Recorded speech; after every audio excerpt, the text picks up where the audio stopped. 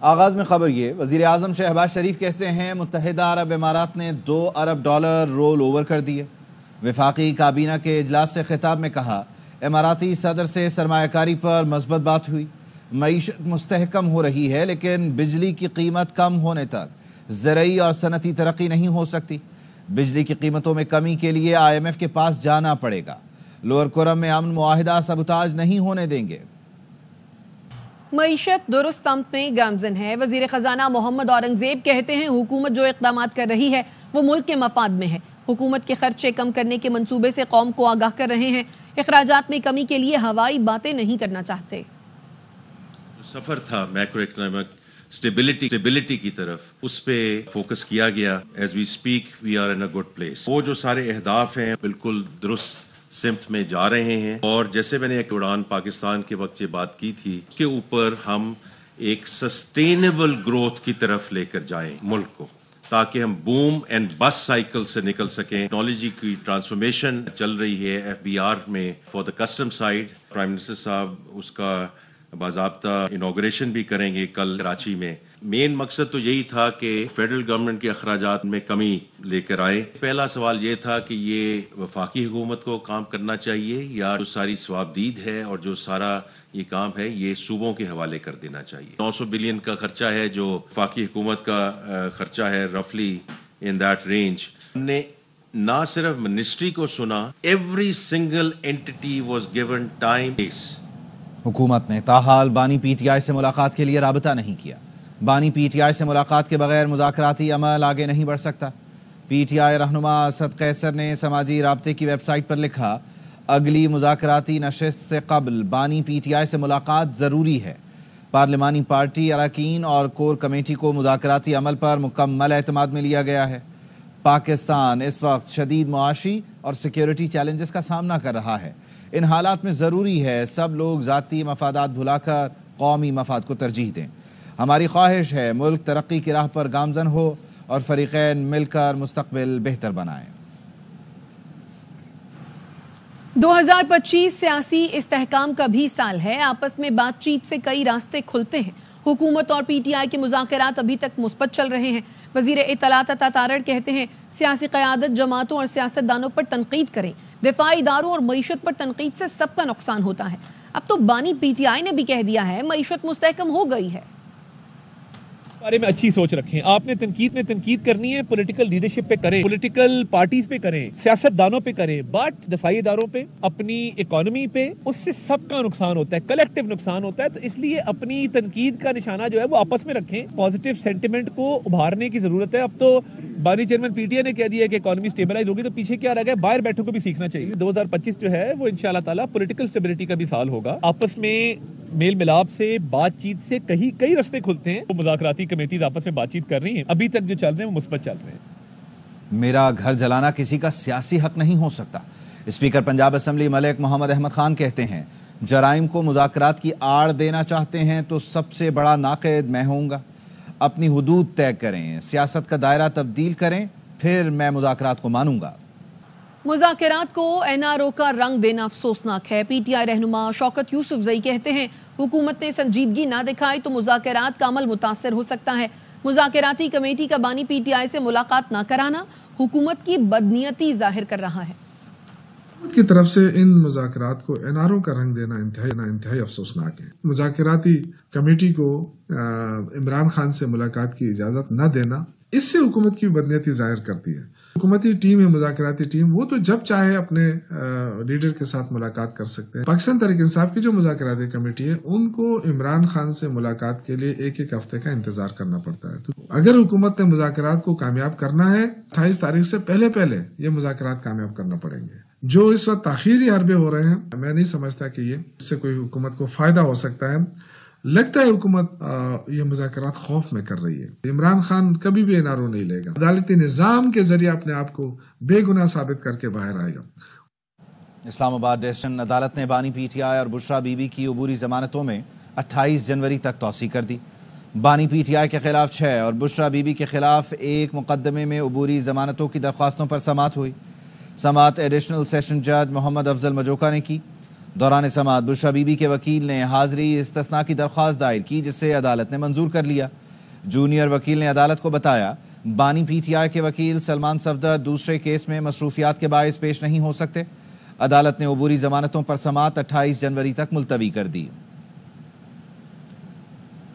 گجرات کے ترقیاتی منصوبوں میں کرپشن ریفرنس کی سماعت۔ احتساب عدالت نے پرویز الہی پر فرد جرم عائد کر دی ہے۔ انہوں نے صحت جرم سے انکار کیا۔ عدالت نے نائب گواہان کو شہادت کے لیے طلب کرتے ہوئے سماعت 21 جنوری تک ملتوی کر دی۔ عدالت نے پرویز الہی کی مستقل حاضری معافی کی درخواست منظور کرتے ہوئے حاضری کے لیے انوار حسین کو پلیڈر مقرر کر دیا ہے۔ وکیل نے کہا پرویز الہی کے لیے سیڑھیاں چڑھ کر بالائی منزل پر آنا مشکل ہے۔ احاطہ عدالت میں گاڑی میں ان کی حاضری مکمل کی گئی۔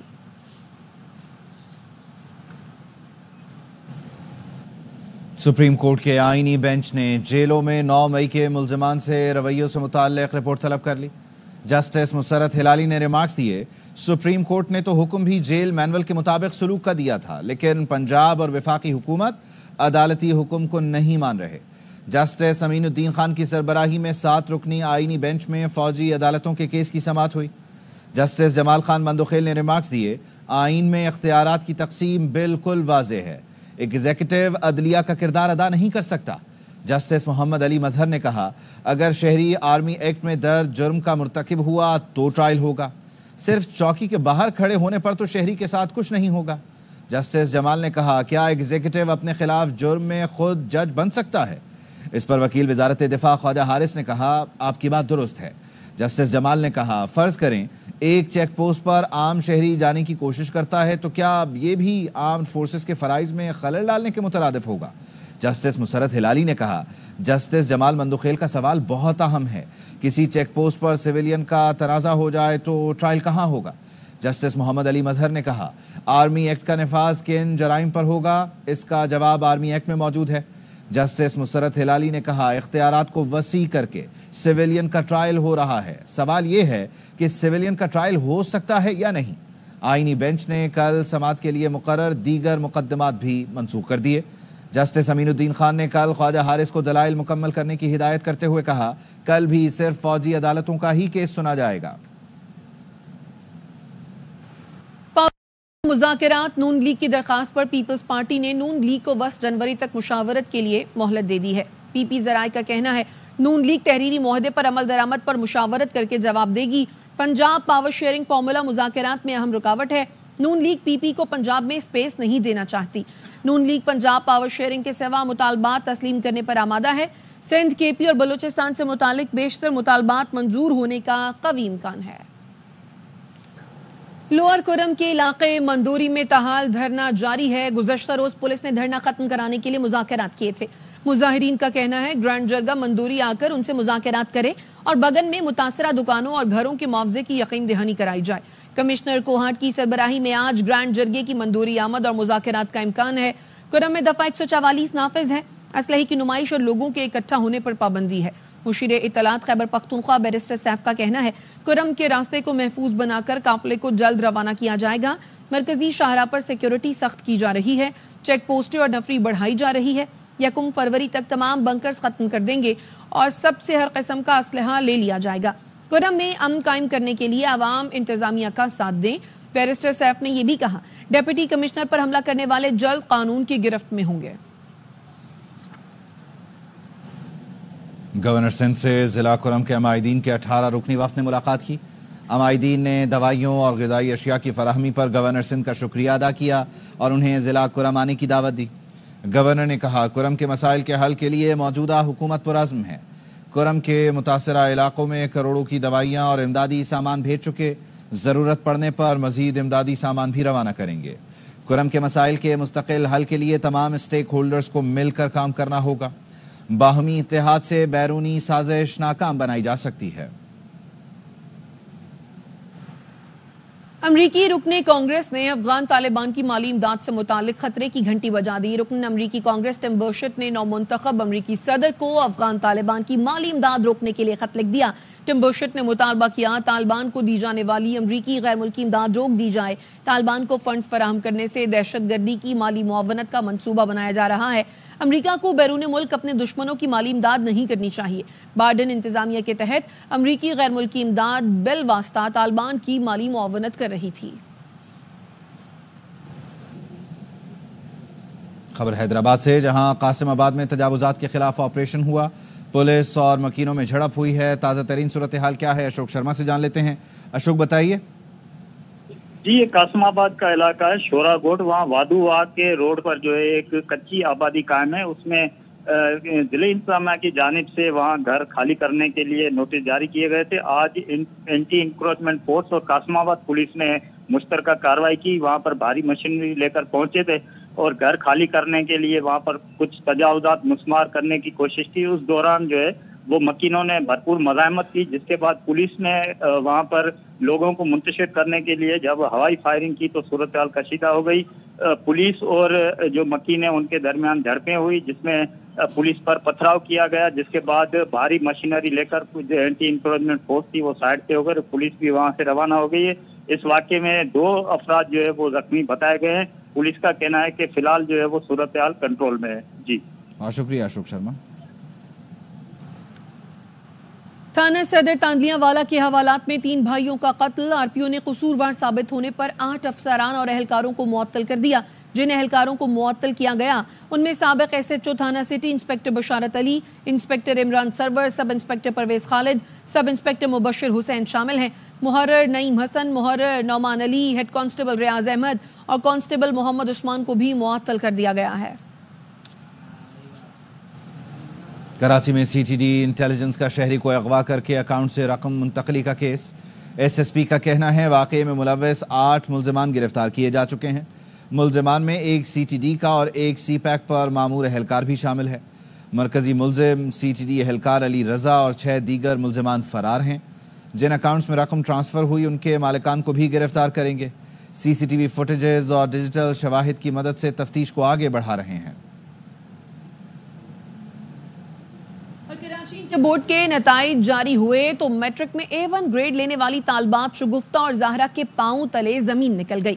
نتائج کے مطابق A1 لینے والی شگفتہ کو تمام پرچوں میں فیل قرار دیا گیا، جبکہ 90% لینے والی زہرا فرسٹ ایئر میں 76% پر آ گئیں. کراچی انٹر بورڈ کے نتائج پر عقل دنگ. میٹرک میں A1 گریڈ والی طالبات فرسٹ ایئر کے پرچوں میں فیل. گزشتہ روز باخبر سویرا میں قائم مقام چیئرمین انٹر بورڈ کراچی شرف علی شاہ نے دعویٰ کیا طلبہ کاپیوں میں گانے لکھتے ہیں. سائنس کی کاپیوں میں گانے لکھے ہوتے ہیں اور سوال ایک پوچھا جاتا ہے، جوابات دوسرے ہوتے ہیں اور وہ سمجھتے ہیں کہ ہم پیپر کا پیج بھر دیتے ہیں تو ہمیں مارکس مل جاتے ہیں اور ٹیچرز جو ہے وہ صرف نظر مارتے ہیں. اس دعوے پر باخبر سویرا کی ٹیم شگفتہ عالم کو سامنے لے آئی جنہوں نے میٹرک میں A1 گریڈ لیا لیکن فرسٹ ایئر کے تمام پرچوں میں فیل کر دیا گیا. فیل کر دیا. یہ میٹرک کے ایگزامز تھے جس کے اندر انہوں نے 82.73% دی تھی. A1 گریڈ تھا ان کا. کیمسٹری میں اگر ان کے 120 میں سے 105 آئے تھے میٹرک میں، جی تو یہاں پر ان کے آئے ہیں کتنے 19 نمبر. 90 ڈگریز کیا 180 ڈگریز یا 360 ڈگریز کا انہوں نے کر دیا. دیکھیے نا ذرا، یہ ہر سبجیکٹ میں فیل کیا ہے بھائی، کوئی تو بخش دیتے. میٹرک میں 90% نمبر لینے والی زہرا فرسٹ ایئر میں 76% پر آ گئی. میٹرک میں کیمسٹری میں 95 نمبر لیے، فرسٹ ایئر میں ملے صرف 30. میری میٹرک میں 90 آئی اور اب جو ہے 76% کر دی انہوں نے. کیمسٹری میں بالکل ایکسیپشنلی کیس آ گیا، 30 آؤٹ آف 85 دے رہی ہیں تو میٹرک میں 95 جی اور اب 30. یس انبلیویبل ہے میم. متاثرہ طالبات نے اسکروٹنی فارمز جمع کروا دیے ہیں. 15 دن کا وقت دیا گیا ہے یہ بتانے کے لیے کہ ان کی امتحانی کاپی کے ساتھ کیا ہوا. پیپلز پارٹی کی صوبائی حکومت کراچی کے طلباء کی تعلیمی نسل کشی کر رہی ہے. انٹر نتائج کی چھان بین کے لیے اعلیٰ اختیاراتی کمیٹی تشکیل دی جائے. میرٹ کی بنیاد پر بورڈز میں 4 سال کے لیے چیئرمین لگائے جائیں.